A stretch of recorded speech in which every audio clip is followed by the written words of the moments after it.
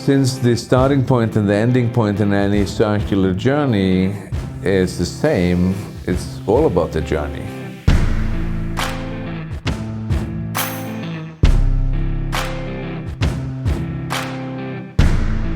What I try to do with most of my tours is really kind of live by that motto that it's an adventure, not a vacation.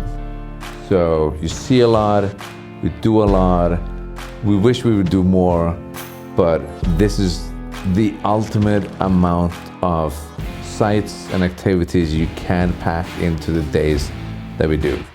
So this is not a 9 to 5 with a pleasant stop somewhere for a sit-down 2-hour lunch. This is pretty much go, go, go. This is an adventure to get absolutely the most possible out of the days that you spend with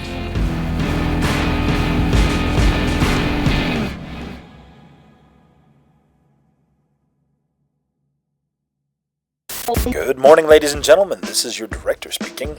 Today we're going to be sharing a glimpse of the most amazing off-road adventure you can have in Iceland.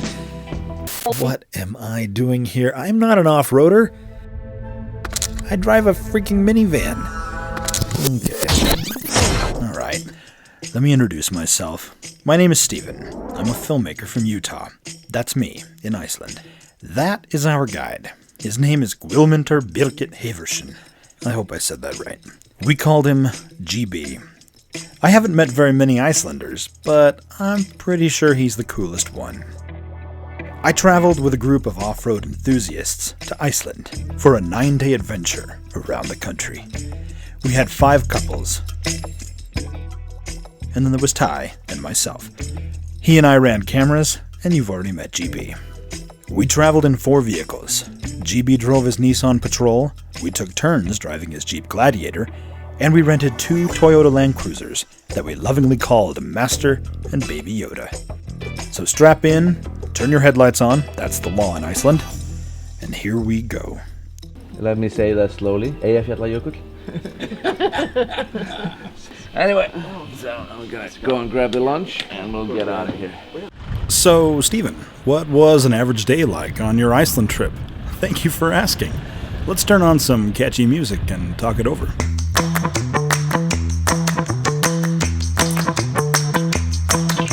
Every hotel room had blackout curtains. The sun rose before 6. Breakfast, the briefing. Load the vehicles. Drive. Stop. Air down the tires. Look. Listen. Take it all in. Drive. Rivers. Restrooms. Sheep. Dust. Horses. Tunnels. Bridges. Feeding horses. Fuel stops. Rest stops. Lunch stops. Walking. Photos. Videos. More photos. More videos. Drive. Be prepared for long, exciting days. It's amazing how much you can fit in a day with the right organization and the right group of people, because it feels like we fit a month's worth of excitement into just a few days, and that's pretty amazing. Dust. Walking. Looking. Listening. Wondering. Whales. Trying to take it all in. Hoping this changes you. Driving. Airing up the tires. Driving more. Dinner time. Sleep time. My favorite parts, the river crossings, are really cool. But the scenery, oh my gosh, just so beautiful. And of course getting to play with, big tires in Iceland. I mean, what's not to like about it?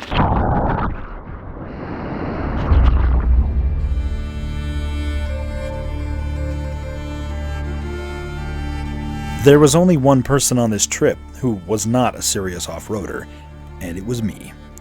I own 2 cars, one of them is a minivan, and of the 2, it is the superior off-road vehicle. So when someone says, We're gonna go into the interior. So we're gonna Christian you in river crossings. I get excited and a little nervous.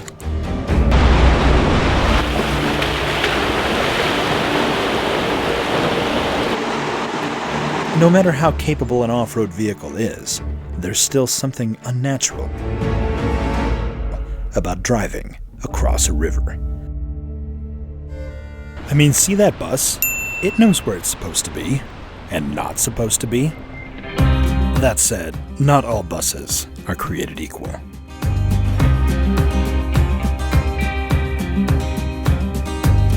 And I don't know that I have the answer to the question of why do we do this. But I think we just need to force ourselves to get out of the daily grind. When you stop your life and go and live your life, you just feel better.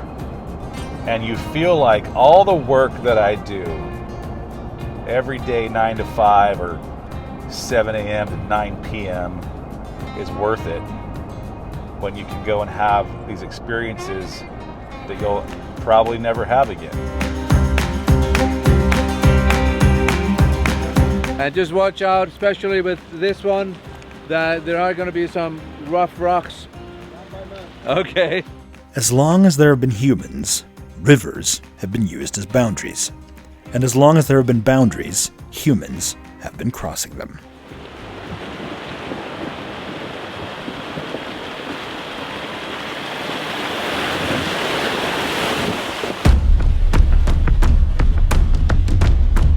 No matter how good your vacation is, there's always that pull to think about normal life, what you left behind, to not really be where you are because your mind is back at home or in the office.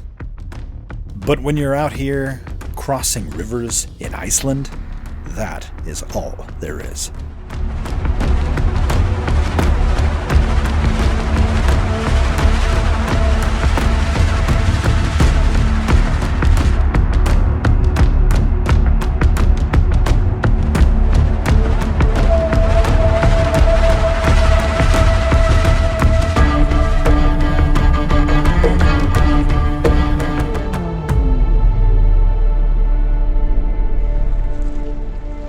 The rivers scared me, but in a good way.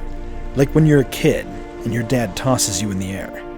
You know it's going to be okay, but there's that chance that it could go wrong. But the fact is, you love it, and you can't get enough of it. For most of the group, this was a vacation. For me, this was a big job. Filming something I've never filmed, in a place I've never been, with nothing but the contents of my luggage to make it happen. Like Caesar crossing the Rubicon, there was no going back.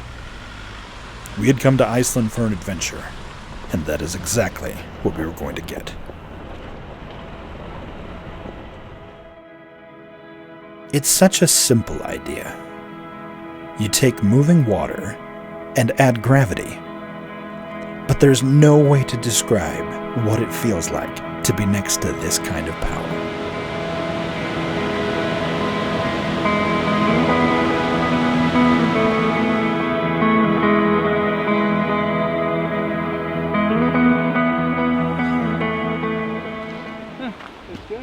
Thanks. Can you see me though? Because I'm kind of camouflaged. So I thought I might blend in if I hold still.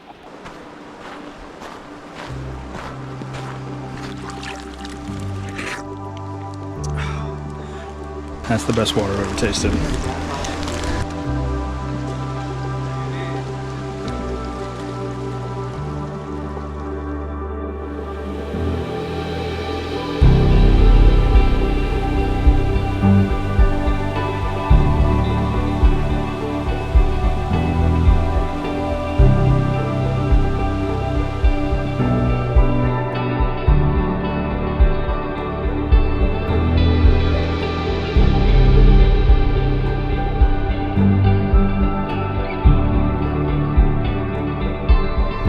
Waterfalls speak to my soul. You can't stop it. It's loud, it's wet, it is Mother Nature in a strong, powerful form, and it's beautiful and dangerous, and yet amazing all at the same time. So we just went for a little hike, and the river got in our way. I decided to bring some of it home with me. This was not a pleasant walk to a picturesque photo opportunity. We were soaked after this. And we all learned the difference between water-resistant and waterproof. I'm looking at you, Columbia.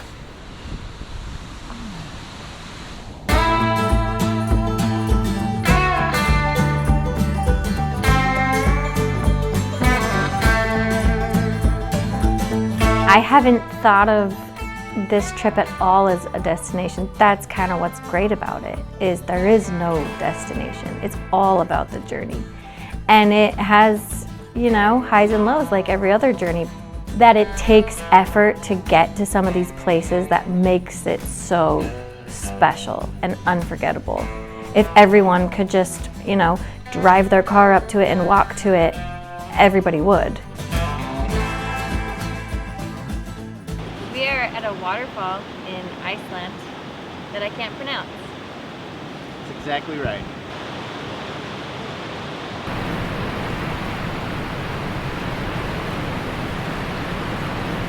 The most powerful waterfall in Europe. More than 52,000 gallons of water passes over these falls every second.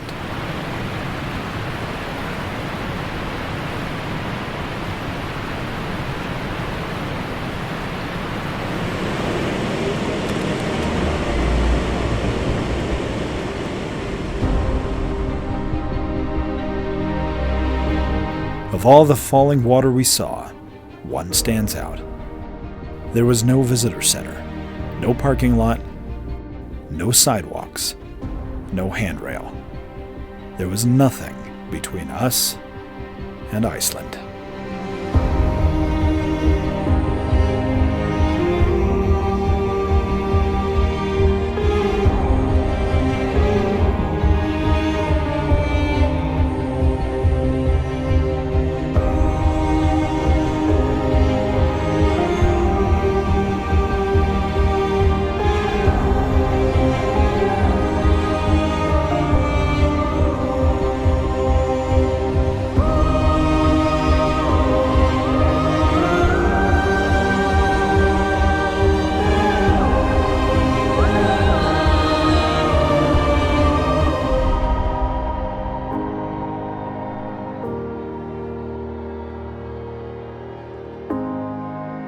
So yesterday we went on this Zodiac ride,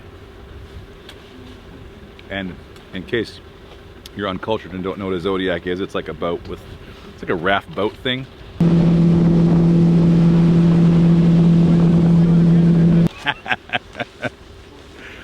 Anyhow.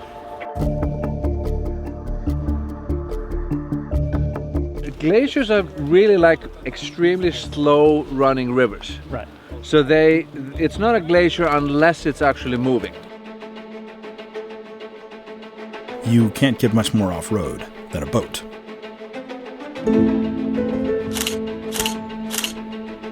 Iceland is home to the largest glacier in Europe.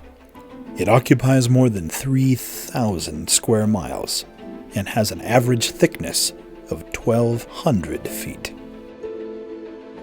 Fun fact, the icebergs you see here have a lifespan of roughly 2 weeks. And now, I'm going to take a bite out of a 1,000-year-old piece of ice. I love how everyone's first instinct is to just eat it. And you're like, that's gross. It's like icicles when you're... All right, Phil, hold it up in the air like it's a trophy, and we'll get the ice. Oh, it's a few. Jack! Jack!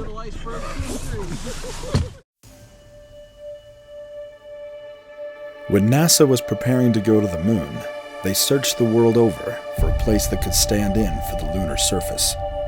Iceland delivered. Now, obviously, I've never been to the moon. But since I've been to Iceland, I feel like I understand a little bit of what Buzz meant when he stepped off the lunar module ladder and uttered the words, "magnificent desolation.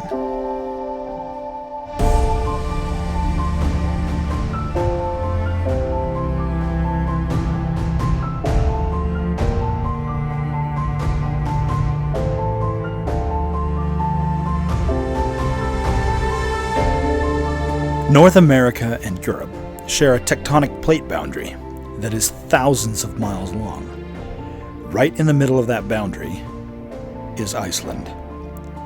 North America is moving west and south at about 1 inch per year. Europe is also moving west and south, but not quite as fast.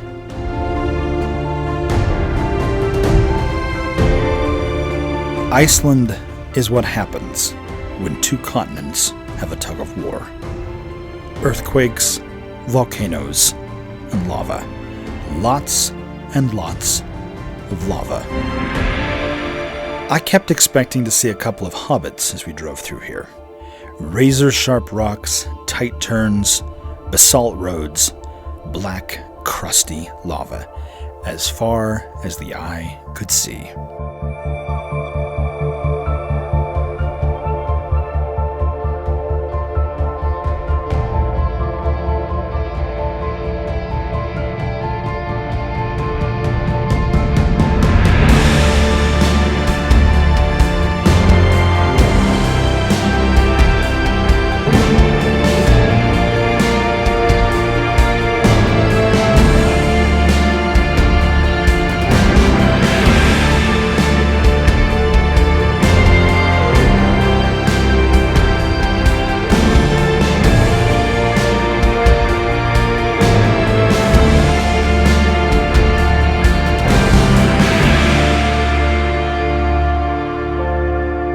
Traveling across this alien landscape was the most transported I felt the entire trip. We left the whole world behind. I've never felt more lost and found at the same time.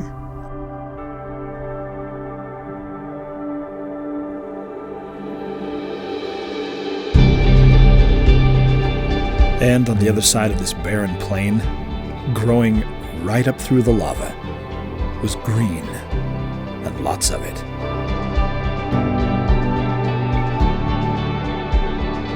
Iceland. What a gift.